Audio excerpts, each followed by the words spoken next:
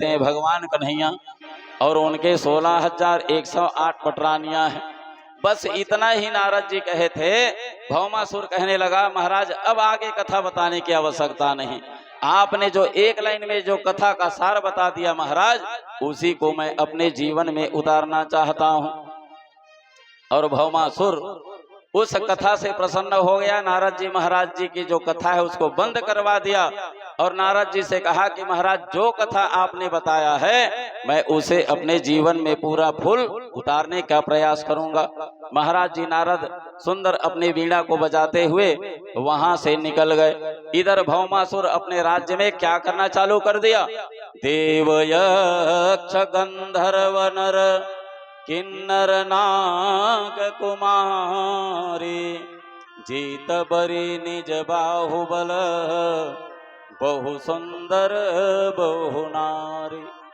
हे महाराज भौमासुर अपने राज्य से बाहर जितने उनके आसपास में राज्य है सब राजाओं के ऊपर चढ़ाई करना चालू कर दिया और सब राजाओं को जीत करके उनके पास जितने भी कुंवारी कन्याएं हैं सबको जीत करके ला करके कारागार में डालना चालू कर दिया। वरुण के छत्र छीन लिए, अदिति के कुंडल छीन लिया और स्वर्ग देव जो स्वर्ग है उनसे स्वर्ग के जितने भी देवता है सबको वहां से निष्कासित कर दिया, भगा दिया। देवता लोग भी भौमासुर से डरना चालू कर दिए। अब महाराज नारद जी कहाँ चले गए। भगवान बांके बिहारी भगवान द्वारिकाधीश के पास। इधर भौमासुर सब राजाओं को हरा हरा करके उनकी जो कुंवारी कन्याएं हैं उनको ला ला करके कारागार में डालते गए और इतने कन्याओं को ला लिया था 16,100 कन्याएं इकट्ठे कारागार में हो गए थे। अब भगवान कन्हैया के पास महाराज नारद जी गए। नारद जी ने जा करके बताया कि महाराज एक एक करके कितना विवाह करोगे महाराज। और दूसरी बात ये जो भौमासुर है महाराज जो प्राग ज्योतिषपुर में रहता है ये उन राजाओं को हरा करके महाराज उनकी कुंवारी कन्याओं के ऊपर अत्याचार कर रहा है महाराज। और आपका जन्म आपका जो अवतार है धर्म के लिए हुआ है महाराज, इसलिए आपसे निवेदन है कि आप उन कुंवारी कन्याओं को जो कारागार में डाला गया है उनकी आप रक्षा करिए महाराज।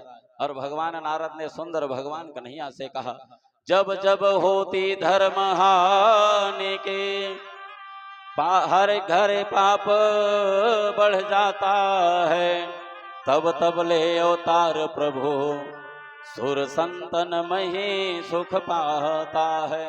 महाराज उन कुंवारी कन्याओं को आप ही बचा सकते हो। और भगवान कन्हैया ने सुंदर महाराज नारद की बात को सुना और सुन करके भगवान कन्हैया ने सत्यभामा को अपने रथ में लिया और सत्यभामा को रथ में ले करके जहां प्राग ज्योतिषपुर था वो प्राग ज्योतिषपुर की ओर रवाना हो गए। 11 अक्षौणी सेना को लिए महाराज भगवान कन्हैया और साथ में सत्यभामा को ले लिए।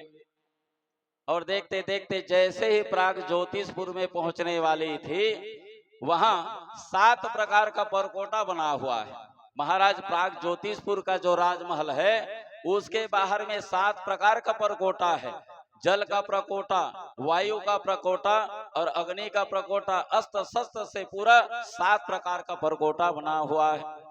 अब उन 7 प्रकार के परकोटा को कोई भी दुश्मन लांघने में असंभव है, लेकिन भगवान कन्हैया देखते देखते उन 7 परकोटाओं को अपने चक्र से और गदाओं से लड़ते लड़ते सभी परकोटाओं को समाप्त करते करते भगवान कन्हैया सीधा चले गए प्राग ज्योतिषपुर में प्रवेश कर गए। जैसे प्राग ज्योतिषपुर में प्रवेश किए महाराज जो भौमासुर है उनको ललकारे भगवान कन्हैया। और देखते देखते भौमासुर रथ में सवार हुए और सुंदर मैदान में आकर के खड़ा हो गया युद्ध के लिए। अपने सैनिकों को भेजा गया, सैनिक भी आए लेकिन भगवान कन्हैया के सामने थोड़ी देर भी ना टिक सके।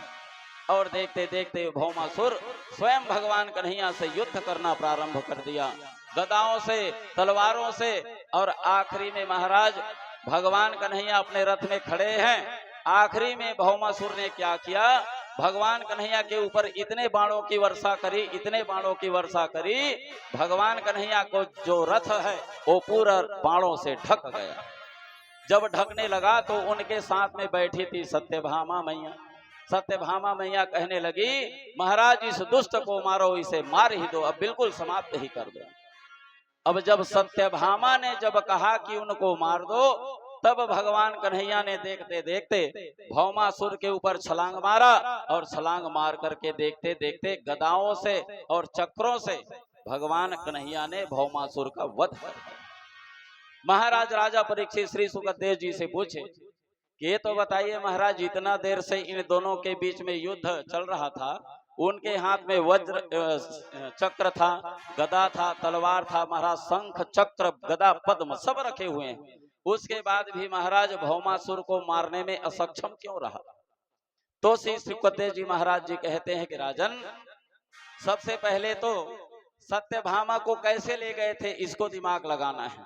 सत्यभामा स्वयं पृथ्वी की अंशभूता है, इसको लक्ष्मी कहा गया है, इसलिए पृथ्वी की पुत्री भी है, और भौमासुर इस भूमि का पुत्र है, इसलिए भूमि का पुत्र और भूमि की पुत्री अंशभूता है, इसलिए दोनों भाई बहन हो गए। भौमासुर को ऐसा आशीर्वाद प्राप्त था कि जिस दिन तुम्हारी बहन तुमको मारने के लिए कह दे, मर जा करके, उसी दिन तुम्हारा मृत्यु हो जाएगा। ये बात भगवान कन्हैया को जानकारी था, इसलिए भगवान कन्हैया सत्यभामा बस को ले गए थे। क्यों? जानते थे ये इनकी बहन है, और ये जब तक के उनको मरने के आर्डर नहीं देगा, परमिशन नहीं देगी, तब तक के इनको मैं मारने में असक्षम रहूंगा। और देखते देखते मैया सत्यभामा ने कहा कि इनको मार दो, इस राक्षस को अब मत छोड़ो। और देखते देखते भगवान कन्हैया उस भौमासुर को समाप्त कर दिए। भौमासुर को समाप्त करने के बाद महाराज भगवान कन्हैया और सत्यभामा देखते देखते उस राजमहल में प्रवेश किए। राजमहल में प्रवेश किए तो चारों तरफ कारागार बना हुआ है।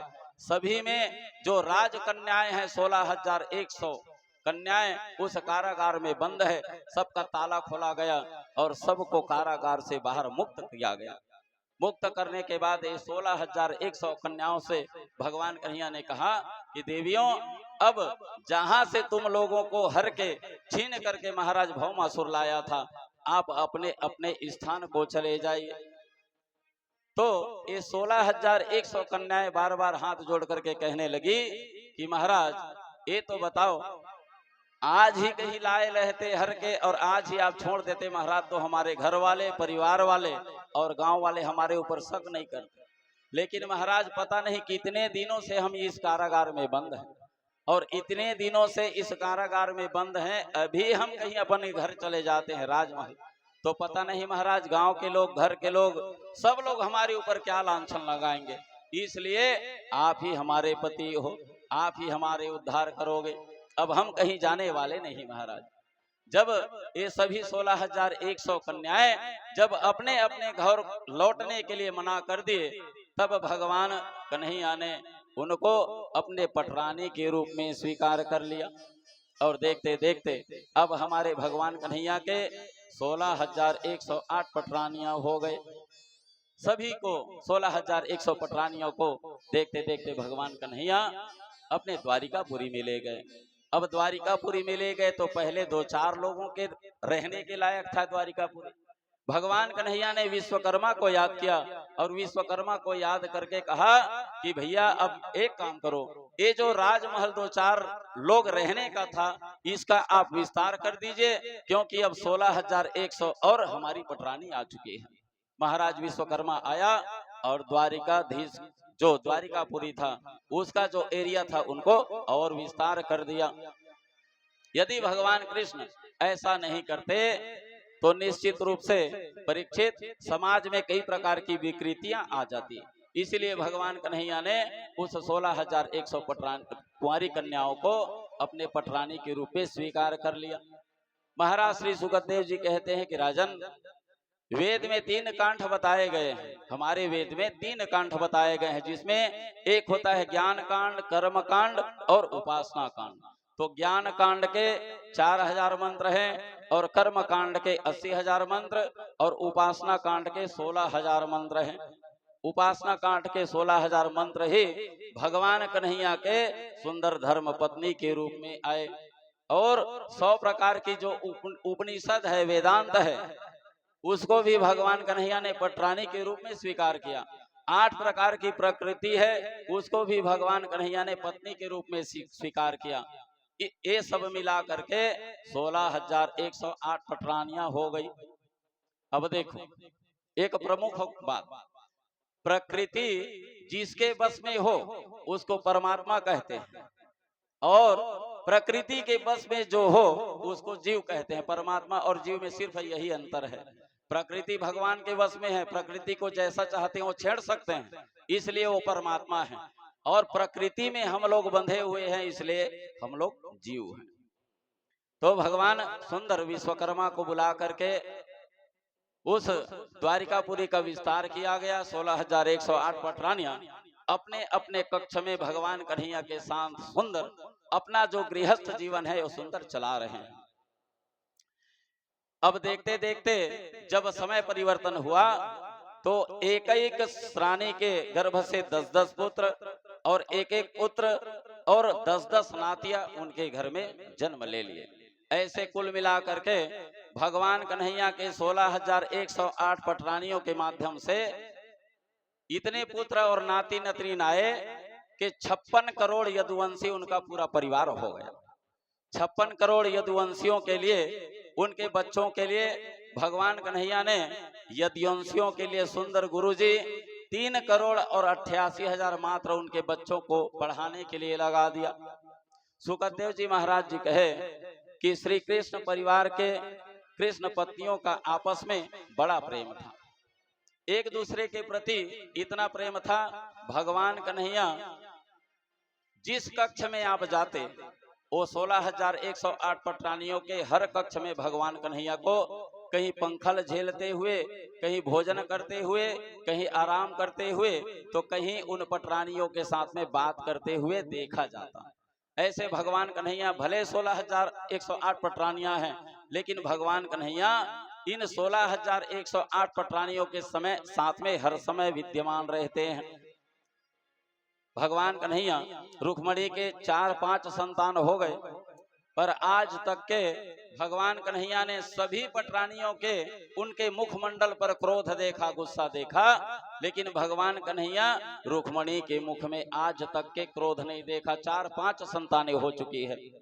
सुखदेव जी कहे कि मैया जो रुक्मणी है, उनके राजमहल में जितने भी अंतरी मंत्री संतरी दरबार सब लोग हैं, सब लोग सभी पटरानियों को छोड़ करके रुक्मणी मैया का उनका गुणगान किया करते थे। देखो इस द्वारिकापुरी में, इस राजमहल में 16,108 पटरानियां हैं, लेकिन हमारी जो रुक्मणी मैया है ऐसी अभी तक कोई पटरानियां नहीं हुई। आज तक सभी पटरानियां तो कुछ न कुछ बात के लिए मद करती हैं, गुस्सा हो जाती है, क्रोध आ जाती है, उनके चेहरे पर सिकन आ जाती है, लेकिन हमारी जो रुक्मणी मैया हर चीज को हंस के टाल देती है। आज तक के क्रोध नहीं देखा। भगवान रुक्मणी जी से बहुत ज्यादा प्रेम करते थे। कई बार अन्य पत्नियां भगवान से रूठ जाती थी, लेकिन भगवान कन्हैया के सामने मैया रुक्मणी नहीं रूठती थी। इनके सभी धर्म पत्नियों में सबसे ज्यादा रूठने वाली थी सत्यभामा। इसलिए सत्यभामा रूठती थी क्योंकि उनके मायके से रोज 8 भार सोना, मतलब 180 तोला सोना आता था। इसलिए मैया सत्यभामा अपने मायके के माल आता था, इसलिए वो भाव खाती थी, मद करती थी और थोड़ी थोड़ी बातों में गुस्सा करती थी। भगवान कन्हैया और बाकी सब पटरानियां भी ये सब सहा करती थी। क्यों? क्योंकि उनके मायके से 180 तोला सोना आता था। अब किसी का शादी हो गया और उनके घर से कहीं 1-8 करोड़ का सामान आ गया, तो बताओ उनकी भाव कितना होगा? वो तो मैं बर्तन नहीं मांजूंगी, तुम लोग मांजो कह के बोलेगी। तो ऐसे ही महाराज सत्यभामा थी, उनके घर में से सब सोना आता था, इसलिए सबसे ज्यादा क्रोधित वही होती थी। और उनके राजमहल में एक सुंदर कक्ष बना होता था। जो मैया सत्यभामा जब रूठ जाती तो उसको कहते हैं कोप भवन। रामचरितमानस में एक कोप भवन का शब्द आता है। कई मैया भी कोपभवन में जाकर के ही क्रोधित अवस्था में थी। महाराज दशरथ को मजबूर करके 14 साल का वनवास भगवान श्री राम को दिलवाया था। वैसे ही सत्यभामा जब भी क्रोधित हो जाती थी तो वो कोप भवन कक्ष में जाती थी। भगवान कन्हैया उनको बार बार मनाते थे, ये उनका काम था। लेकिन भगवान कन्हैया का जीवन इतना परिवर्तन हो चुका था, आज तक के सभी पटरानियों में कभी क्रोध गुस्सा शकल में सिकन नहीं देखा।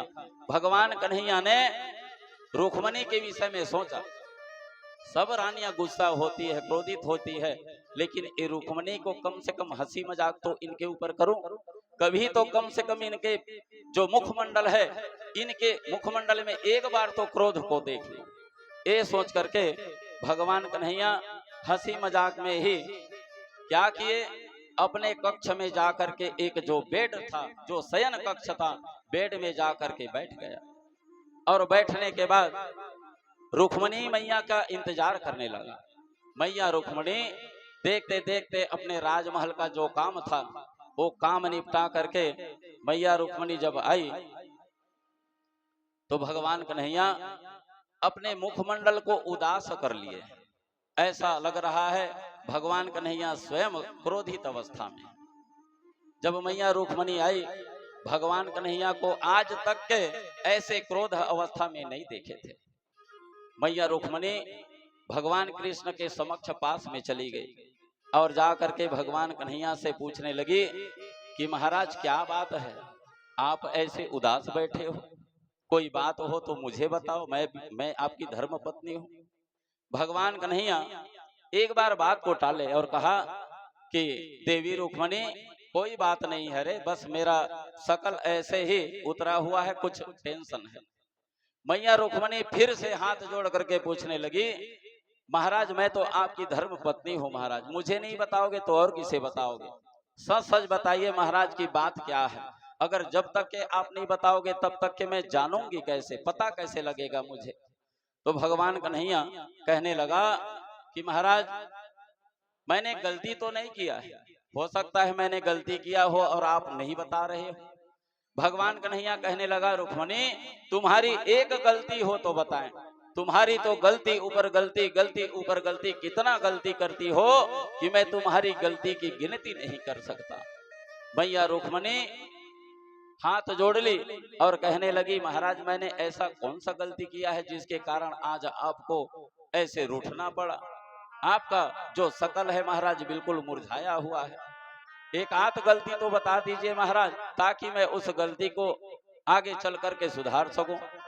तो भगवान कन्हैया कहने लगा, देवी तुमने सुंदर राजकुमार को छोड़ करके मुझ जैसे ग्वारिया से शादी किया और मुझसे शादी करके, मुझसे विवाह करके तुझे क्या मिला है, ये तो बताइए। भगवान फिर रुक्मणी मैया की तरफ देखने लग गए। मैया रुक्मणी तनिक भी उनके शकल में सिकन नहीं है, वो कुछ सोच नहीं रही है, न उनके मुखमंडल में किसी भी प्रकार का दुख है। प्रभु ने देखा कि इनके मन में किसी भी प्रकार का गुस्सा नहीं है, तो फिर भगवान कन्हैया कहने लगे कि तुम अगर सोच रही हो देवी कि मेरे जैसे डरपोक जो पृथ्वी को छोड़ करके, समुद्र को छोड़ करके कई बार 17 बार मैं भागा था, लेकिन देखो ये संसार के लोग मुझे रणछोड़ के नाम से जानते हैं, मैं डर के मारे उस युद्ध को छोड़ करके भाग गया था। उसके बाद जैसे भगवान कन्हैया रुक्मणी की ओर जब देखे तो मैया रुक्मणी अभी भी क्रोध अवस्था में नहीं, अभी भी जैसे पहले शांत थी वैसे ही शांत है। रुक्मणी ने कोई जवाब नहीं दिया। भगवान कन्हैया फिर कहने लगे, तुम कहोगे देवी आप देवकी नंदन हो इसलिए मैं आपके साथ में विवाह किया हूं, तो मैं इसमें भी बहुत बड़ी गड़बड़ी है। क्यों? क्योंकि कोई यशोदानंदन कहते हैं मुझे और कोई देवकी नंदन कहते हैं, ना मेरे माँ का पता है ना मेरे बाप का पता है, और जिसके माँ और बाप का पता नहीं रहता अब समझो कि उसको क्या कहते हैं। तो देवी आप सोचो क्या हो। राजपुत्री सीता भूपैर लोकपाला विभूति भी महानुभाव श्रीमद भी रूपोदार्यम बलर्जिते। आप कहीं कहोगे देवी कि मैं रूपवान हूँ, तो मुझे कौन कहता है रूपवान? अरे मैं तो वो जो काली नाग को उस काली दाह से निकाला था, वो काली नाग मेरे ऊपर अपने विष का वमन किया था, इसलिए मेरा जो पूरा शरीर है वो काला हो चुका है, झवर पड़ चुका है, इसलिए मैं सुंदर तो भी नहीं दिखता ना। अगर तुम सुंदर है ये सोच करके मुझसे विवाह किए हो, मैं सुंदर भी नहीं हूं। फिर भगवान कन्हैया रुक्मणी की ओर देखे, लेकिन रुक्मणी अभी भी कुछ नहीं बोली, उनके भीतर किसी भी प्रकार का क्रोध नहीं है। राजभ्यो विभ्यत शुभ्रो समुद्रम शरणं गता बलवद्भिकृतद्वेषान् प्रायसक्तः निपासना। आप कहीं सोच रही हो कि मैं इतने बड़े राजा हूं इस द्वारिकापुरी के, तो ये आपकी गलत फहमी है देवी। मैं सच में पूछो तो मैं राजा नहीं हूं। अब बताओ, जिसके माता पिता नहीं है, जो राजपाट राज सिंहासन का भी अधिकारी नहीं है, तो तुमने उसके साथ में विवाह करके बहुत बड़ा गलती किया है कि नहीं किया है? मैया रुक्मणी की ओर फिर देखे तो भगवान कन्हैया देखते क्या है कि रुक्मणी के मन में तनिक भी सिकन नहीं है, तनिक भी गुस्सा नहीं है। भगवान कन्हैया फिर कहे कि महाराज एक काम करो देवी, मैं तो हर तरफ से बिगड़ा हुआ हूं, ना रूपवान हूं, ना ही राजा हूं, और ना मेरा माता पिता का पता है। तो एक काम करते हैं देवी, तुम्हारा जो विवाह है अच्छे राजकुमार उसी शिशुपाल से कर देते हैं। और जैसे ही महाराज भगवान कन्हैया ने शिशुपाल का जैसे ही नाम लिया कि उन्हीं के साथ में आपका विवाह कर देते हैं, तो मैया रुक्मणी के मन में तनिक भी क्रोध नहीं है, और देखते देखते मैया रुक्मणी बेहोश होकर के वहीं मूर्छित होकर के गिर गई। और जैसे ही मूर्छित होकर के गिर गई, भगवान कन्हैया ये सब देख करके तुरंत अपने चतुर्भुज आकार में आ गए, और चतुर्भुज आकार में आकर के भगवान कन्हैया ने मैया रुक्मणी को तुरंत दो हाथ में उठाया और ले जाकर के सुंदर उनके बिस्तर में सुला दिया। और देखते देखते भगवान कन्हैया पानी छिड़कने लग गए, और पानी छिड़क करके सुंदर पंखा झेलने लग गए दोनों हाथों से। कुछ देर के बाद मैया रुक्मणी की होश आई, उनकी मूर्छा टूटी। भगवान कन्हैया कहने लगे कि देवी मैं बचपन से विनोदी हूँ, मजाकिया हूँ, और मेरा जो आदत है ना मैं मजाक करने का, मात्र आपके साथ में मजाक किया हूँ देवी, कोई सच नहीं बोला हूँ। मैया रुक्मणी उठ करके बैठ गई, और बैठ करके भगवान कन्हैया से कहने लगी कि हे कन्हैया, हे द्वारिकाधीश, आपने जितना भी अभी बोला है ना, सच पूछो तो मैं सच कहता हूँ, सच कहती हूँ। जो भी आपने बोला है बिल्कुल महाराज सत्य कहा है, जो संभव बात है, आपने कहीं गलत नहीं बोला महाराज। रुक्मणी कहती है कि कहा मैं एक प्रकृति से अबाध नारी, और कहा आप प्रकृति से परे पुराण पुरुषोत्तम हो महाराज। आपका और मेरा क्या मुकाबला है, आप तो पुराण पुरुषोत्तम हो। दूसरी बात आपने कहा महाराज कि मेरे माता पिता का पता नहीं, तो रुक्मणी कहे क्या महाराज आपके पिता हो सकते हैं? अरे आप तो संसार के माता पिता हो, इस संसार में आपके माता पिता कौन हो सकते हैं महाराज? आप तो लीलाधारी हो, लीला करने के लिए कोई आपका माता पिता बनता है, आपके माता पिता कोई नहीं हो सकते महाराज। तीसरी बात, राजाओं के डर से समुद्र में आपने जाकर के रण को छोड़ करके समुद्र में आज आकर के वास कर रहे हो महाराज। रुक्मणी बोली आप तो महाराज हमारे आत्मा रूपी समुद्र में रहते हैं, फिर उस समुद्र की क्या विषाद है महाराज। चौथी बात, आपने कहा कि मैं काला हूं, तो महाराज एक बात हमेशा याद रखिए, आप काला है तब अच्छे हैं महाराज, आप कहीं गोरे हो जाते तो लाखों लोगों का सिर आपके ऊपर कट जाता महाराज, निछावर हो जाता।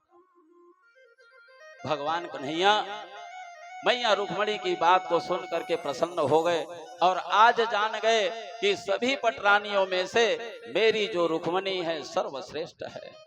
आपने कहा कि आप भिखमंगे लोग आपको याद करते हैं, जो गरीब रहते हैं, जिनके पास चिमटा रहता है, बाल्टी रहता है, वही लोग आपको याद करते हैं। ये बोले थे महाराज। ये भी बात आपने कभी गलत नहीं बोला। रुक्मणी कहती है यदि कोई मुझसे सच सच पूछे तो मैं तो यही कहूंगी महाराज, जो चिमटा और बाल्टी पकड़े रहते हैं, जो आपका नाम सदा अपने जीभ पर, अपने होठों पर रखते हैं महाराज, उससे ज्यादा कोई धनवान नहीं है संसार में। क्योंकि धन संपत्ति ही रहता है, उसे ही धनवान नहीं कहा जाता। जो परमात्मा का नाम अपने होठों में ले, अपने जीभ में ले, वही सबसे बड़ा धनवान है। कबीरा सब जग निर्धना, धनवंता नहीं कोय, धनवंता सोई जानिए, जाके राम नाम धन होय। सबसे बड़े धनी तो महाराज जो संत महात्मा हैं, जो 24 घंटा आपके नाम का संकीर्तन किया करते हैं, जो आपके पूजा पाठ और तपस्या में लीन रहते हैं। पायो जी मैंने राम रतन धन पायो, ओ मीरा थी जो आपको सर्वस्व लुटा दी महाराज, अपना सब कुछ लुटा दिया आपके ऊपर, और आपको पति के रूप में पाना चाहिए। पायो जी मैंने राम रतन धन पायो, पायो जी मैंने राम रतन धन पायो, पायो जी मैंने राम रतन धन पायो, पायो जी मैंने राम रतन धन पायो।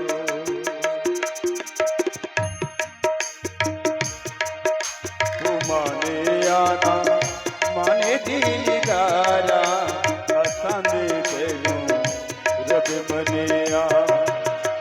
माने आना माने दीदारा, असांदे करूं रब मनिया। सत होवे केड़ा रबिदास वारा, सत होवे केड़ा रबिदास वारा, असांदे करूं रब मनिया। पायो जी मैंने दिए में रतन धन पायो।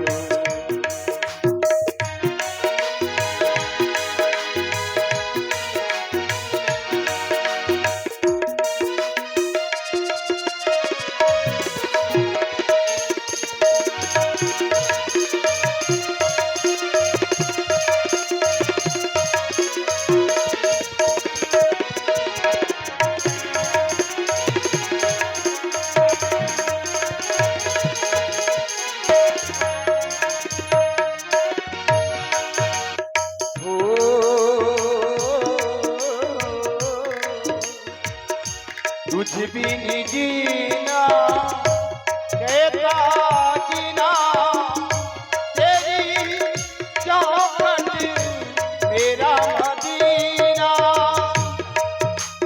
हो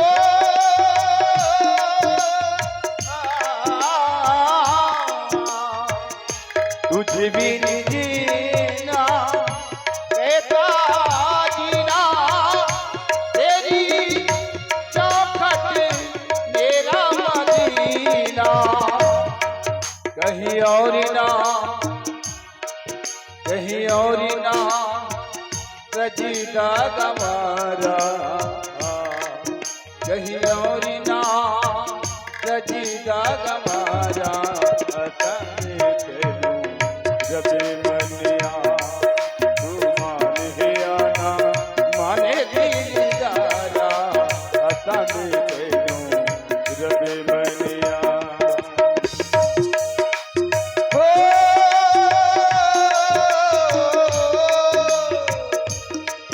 हम प्रेम नगर की बलि जानन, हम जब तक पिता धन क्या जाने। हम क्या नाम की दीवानी,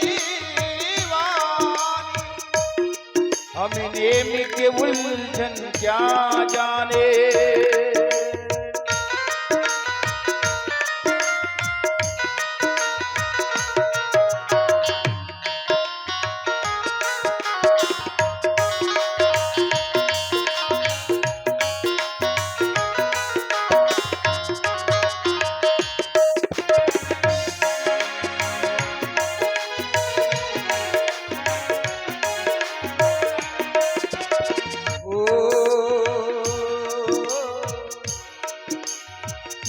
अपने तन की आके उड़ाई, तब ये ईद की मंजिल पाई।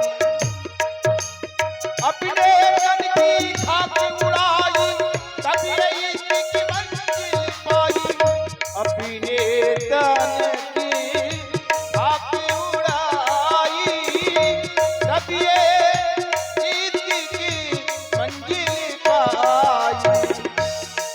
मेरी साथों का बोले एक तारा, मेरी साथों का बोले एक तारा। अकांडे कहलूं हृदय मनिया, तू मान आना माने दीदारा। अकांडे कहलूं हृदय मनिया।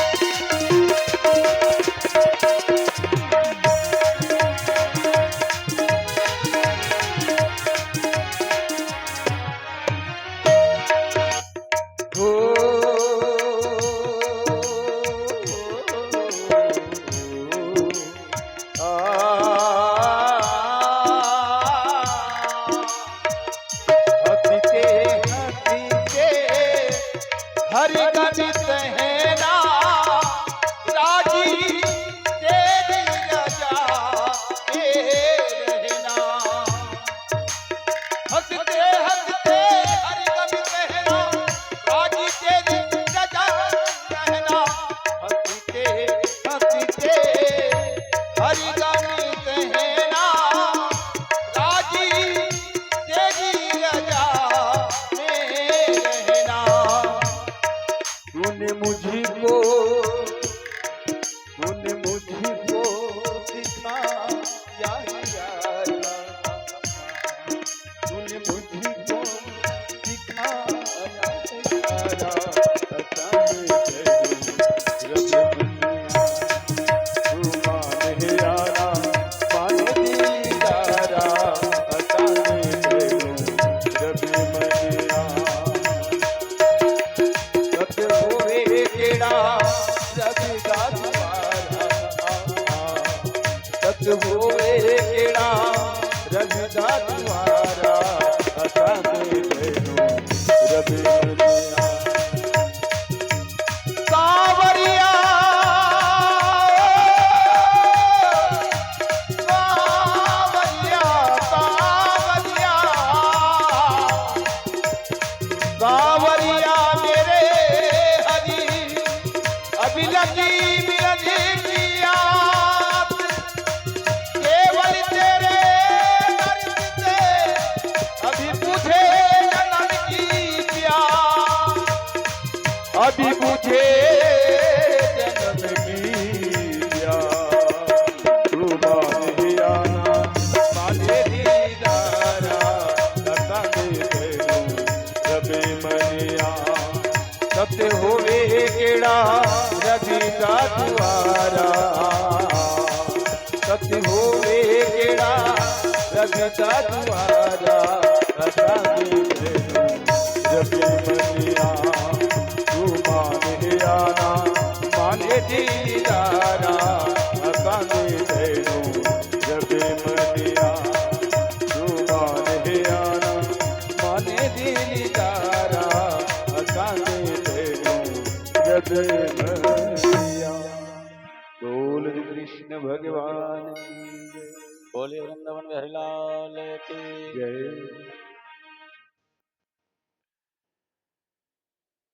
भगवान रुक्मणी के क्रोध को देखे, लेकिन मैया रुक्मणी का क्रोध नहीं दिखा।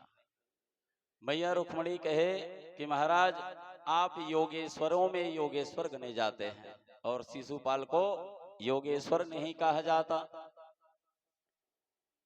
भगवान कन्हैया जान गए कि रुक्मणी मेरे सभी पटरानियों में सर्वश्रेष्ठ है। भगवान कन्हैया वहां से निकले, सुंदर अपने राज दरबार में चले गए, सुधर्मा नाम के दरबार में बैठे हुए हैं और अपने राज्य का सुंदर संचालन कर रहे हैं। उसी समय महाराज दुर्वासा 60,000 शिष्यों के साथ में आ गए। 60,000 शिष्यों के साथ में जैसे ही राज दरबार में पेश हुए तो भगवान कन्हैया ने उनको सुंदर कहा कि महाराज आप एक काम करिए, अच्छा समय में आए हैं महाराज, दोपहर का समय, भोजन का समय, तो एक काम करिए महाराज, आप सभी लोग यहाँ बैठिए, आसन ग्रहण करिए और हम अपने पटरानियों को बोलते हैं महाराज आपके लिए सुंदर 56 प्रकार का भोजन बना है, आप भोजन प्रसादी ग्रहण करके जाइए यहाँ से। इस दुर्वासा महाराज 60,000 शिष्यों के साथ में जो आया था, महाराज कन्हैया को कहे तो एक काम करना कन्हैया, हम लोग यमुना नदी के उस पर स्नान करके वहीं बैठे हैं, आप जितने भी आपका जो पटरानियां हैं सबको कहना जो भी आप भोजन प्रसादी बनवाना चाहते हैं उस भोजन प्रसादी को आप यमुना नदी के पास भेज देना, हम लोग वही पाएंगे। भगवान कन्हैया 16,108 पटरानियों को कहा कि देवी अभी अभी दुर्वासा महाराज जी आए हुए हैं और जा करके सुंदर यमुना नदी में स्नान करेंगे, आप लोग एक काम करिए, 1-2 घंटा में जल्दी ही जितना भी हो सके उनके भोजन के लायक प्रसादी देने के लायक कुछ बना दीजिए। ये 16,108 पटरानियां जब एक साथ भिड़ गए काम में, देखते देखते आधा 1 घंटा में 56 प्रकार का भोजन भी बन गया। भोजन बनने के बाद महाराज 16,108 पटरानियां कोपरा में, परात में, थालियों में सजा करके 56 प्रकार का भोजन महाराज दुर्वासा और 60,000 उनकी शिष्यों के लिए यमुना नदी के पास चले गए। और जैसे ही यमुना नदी के पास गए तो देखती क्या है 16,108 पटरानियां कि ये जो यमुना नदी है बहुत बड़ी बाढ़ आई हुई है, उफान पर है यमुना नदी। अब जैसे यमुना नदी बाढ़ आई हुई है, उफान पर है, उस पर वो दुर्वासा ऋषि के पास नहीं जा सकती, तो ये 16,108 पटरानियां जो परात में 56 प्रकार की भोग रखी हुई थी, देखते देखते भगवान कन्हैया के पास वापस आ गए। वापस जैसे ही आए तो भगवान कन्हैया ने पूछा कि देवियों आप लोग तो महाराज दुर्वासा को भोजन करवाने के लिए गई थी, कैसे थाल परात को ऐसे ही लाई? तो ये 16,108 पटरानियां कहने लगी कि महाराज क्या करें, वो जो यमुना नदी है ना, यमुना नदी उफान पर है, बाढ़ आया है महाराज, और दुर्वासा जो ऋषि है वो उस पार यमुना नदी के वृक्ष के नीचे बैठे हुए हैं, अब क्या करें, हम तो उस पार जा नहीं सकते। भगवान कन्हैया ने कहा देवी 16,108 पटरानियों, देवी सत्यभामा, सुलक्षणा, रुक्मिणी, जो मैं मंत्र आपको प्रदान कर रहा हूँ उस मंत्र को आप यमुना नदी में जाकर के बोलना और तुम्हें वो रास्ता दे देगी इस दुर्वासा ऋषि के पास जाने के लिए। और भगवान कन्हैया ने सुंदर उन 16,108 पटरानियों को सुंदर मंत्र प्रदान कर दिया। कहा यदि कृष्णो बालयते सर्वे रोषा विवर्जिता, देहि में मार्ग है देवी सरिता अंबरे। इसका संस्कृत का जो हिंदी अनुवाद है वो मैया रुक्मिणी से कहने लगे, 16,108 पटरानी से कहने लगे कि देवी आप वहां यमुना नदी के पास जाना, परात को नीचे रख देना और हाथ जोड़ के यमुना नदी से कहना कि हमारे जो बाल कृष्ण है, जो योगियों के योगेश्वर हैं, तो हे यमुना आप हमें रास्ता प्रदान कर दीजिए, हम दुर्वासा ऋषि को भोजन प्रदान करने के लिए जा रहे हैं। तो ये सभी जो उनकी धर्म पत्नियां कहने लगी देखो तो इनको, ये योगियों के योगेश्वर कहलाते हैं और इतने लोग हम सब इनकी धर्म पत्नियां हैं, तो ये कैसे हो गए योगियों के योगेश्वर? इनको लाज